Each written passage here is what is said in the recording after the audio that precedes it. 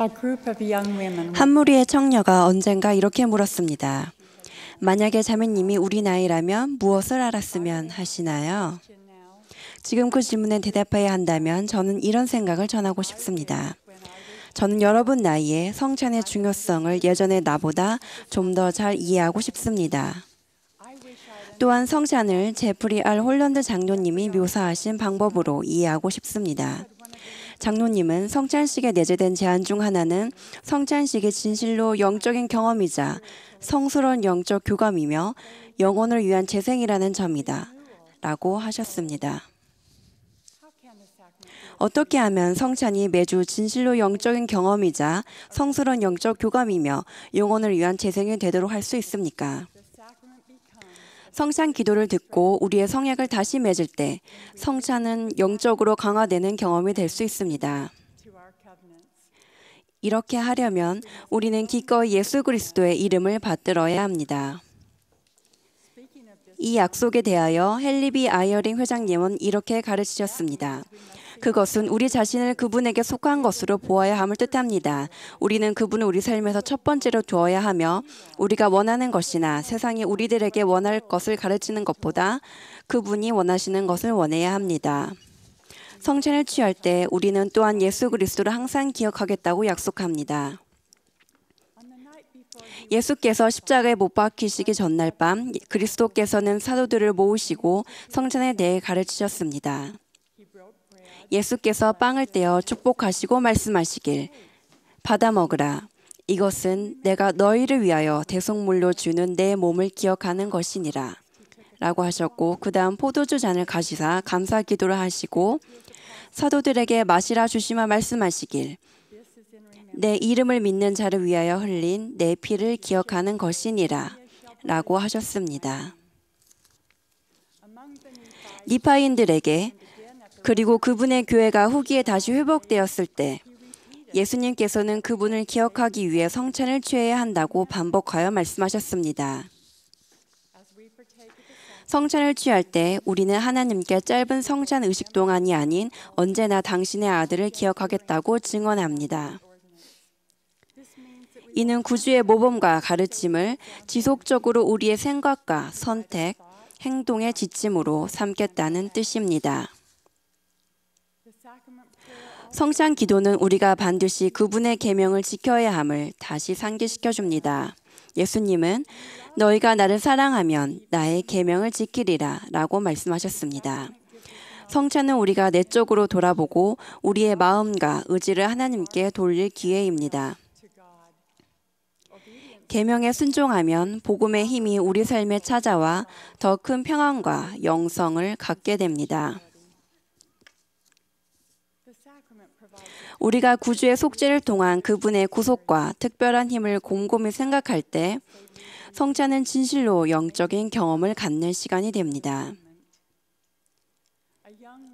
여기 한 청년 지도자가 최근 깊이 생각하며 성찬을 취하고자 노력하여 우리가 받은 이 힘에 대해 배웠습니다.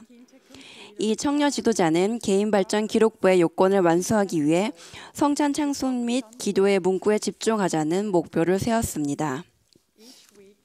매주 그녀는 성찬 의식 동안에 스스로를 평가하는 시간을 가졌습니다. 이전에 저지른 실수를 떠올리며 다음 주에는 더 잘하자고 다짐했습니다. 그녀는 올바르게 행하고 깨끗하게 될 수 있음에 감사하였습니다. 이런 경험들을 돌아보며 그녀는 속죄의 회개 부분을 행했다라고 했습니다. 자아 성찰을 한 어느 일요일에 그녀는 우울해지고 비관적인 느낌이 들었습니다. 그녀는 똑같은 잘못을 계속해서 반복하고 있다는 것을 알게 되었습니다. 하지만 그 속죄의 큰 부분인 그리스도의 특별한 권능을 경시하고 있다는 뚜렷한 느낌도 받았습니다. 그녀는 구주께서 그녀가 필요한 존재가 되고 그녀의 능력을 넘어선 봉사를 할 수 있도록 도와주셨음을 계속 잊고 있었습니다. 그녀는 이런 생각을 품고 지난주를 다시 돌아보았습니다. 그녀는 이렇게 말했습니다. 예수님께서 많은 기회와 능력을 주셨음을 알게 되자 기쁜 마음이 제 우울함을 날려버렸습니다. 눈에 정확히 보이는 상황이 아니더라도 제 자녀의 필요사항을 맞출 수 있는 능력이 있음에 감사했습니다. 더 이상은 아무것도 할 수 없다고 느낀 날에도 친구에게 힘을 주는 말을 할 수 있었습니다. 전에는 대개 참지 못했던 상황에서도 참을 수 있었습니다. 제 삶에 있는 구주의 특별한 권능에 대해 하나님께 감사드리자 제가 거쳐왔던 회개의 과정이 더 긍정적으로 보였습니다. 저는 새로운 희망을 가지고 다음 주를 기다리게 되었습니다. 멜빈 제이 벨라드 장로님은 성찬이 어떻게 치유와 정화의 경험이 될 수 있는지 다음과 가르치셨습니다. 우리 중에 다음 성찬식까지 일주일 동안 말과 생각, 행위로 주님의 영을 손상시키지 않는 분이 있습니까? 우리는 죄송스럽고 용서받고 싶은 마음이 드는 이런 행동을 합니다. 용서를 얻기 위한 방법은 우리의 죄를 회개하고 우리가 죄를 짓고 잘못을 저질렀던 상대방에게 가서 그들의 용서를 받고 우리가 진정으로 회개하고 적합한 상태에 이르렀다면 용서받을 수 있는 성찬 테이블로 돌아가는 것입니다. 그러면 우리의 영혼은 영적으로 치유될 것입니다.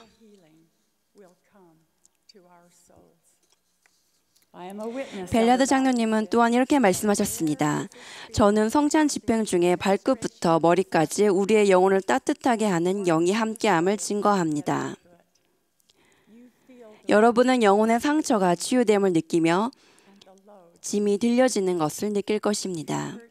영혼에 찾아오는 평안과 행복이 있기에 이 영적인 양식을 치유하는 것은 참으로 가치 있고 소망하는 바입니다.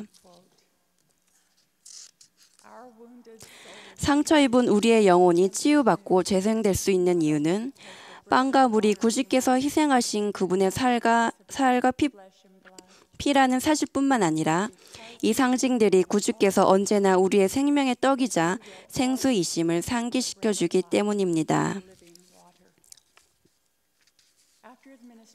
니파인들에게 성찬을 베푸신 다음 예수님께서는 이렇게 말씀하셨습니다. 이 떡을 먹는 자는 자기 영혼을 위하여 나의 몸을 먹는 것이요 이 잔을 마시는 자는 자기 영혼을 위하여 나의 피를 마시는 것이니 그러므로 그의 영혼이 결코 줄이거나 목마르지 아니하고 충만하리라 하시더라. 이제 무리가 다 먹고 마신 후에 보라 그들이 영으로 충만하게 된지라. 이 말씀에서 그리스도께서는 영이 우리의 영혼을 치유하고 재생시킨다고 가르치셨습니다. 우리가 항상 그의 영과 함께 할 것이라는 점이 바로 성찬에 약속된 축복입니다. 저는 성찬을 취할 때 종종 마음속으로 부활하신 구주께서 마치 그분의 사랑스러운 품 안으로 우리를 맞아주실 준비가 된 것처럼 두 팔을 벌리시는 모습의 그림을 상상합니다. 저는 이 그림을 사랑합니다. 성찬이 진행되는 동안 이 그림을 생각하면 제 영혼은 거의 구주의 말씀을 직접 듣는 것 마냥 고양됩니다. 보라, 나의 자비의 발이 너희를 향하여 펼쳐져 있나니 누구든지 오는 그를 내가 영접할 터인즉 내게로 오는 자는 복이 있도다.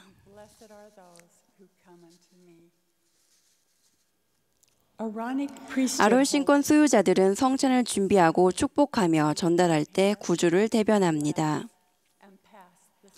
신권 소유자들이 팔을 뻗어 신성한 상징물을 전달하는 것은 마치 구주께서 직접 자비의 팔을 뻗어 우리 각자가 그분의 속죄의 희생으로 만들어진 귀중한 사랑의 선물을 취하도록 권하시는 것과 같습니다. 바로 회개와 용서, 위안과 희망이라는 선물 말입니다.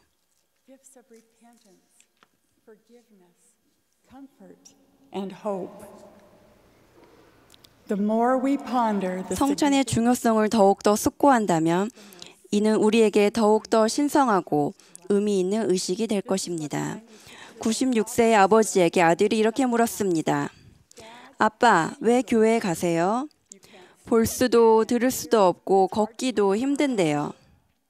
왜 교회 가시나요? 아버지는 이렇게 답했습니다. 성찬식이니까. 나는 성찬을 취하기 위해서 간단다. 우리 모두가 진실로 영적인 경험이자 성스러운 영적 교감이며 영혼을 위한 재생을 가질 준비를 하고 성찬식에 참석하기를 기원합니다. 저는 하나님 아버지와 구주께서 살아계심을 알고 있습니다. 성찬을 통해 그분들의 사랑을 느끼고 영을 취할 수 있는 기회에 감사드립니다. 예수 그리스도의 이름으로 말씀드립니다. 아멘.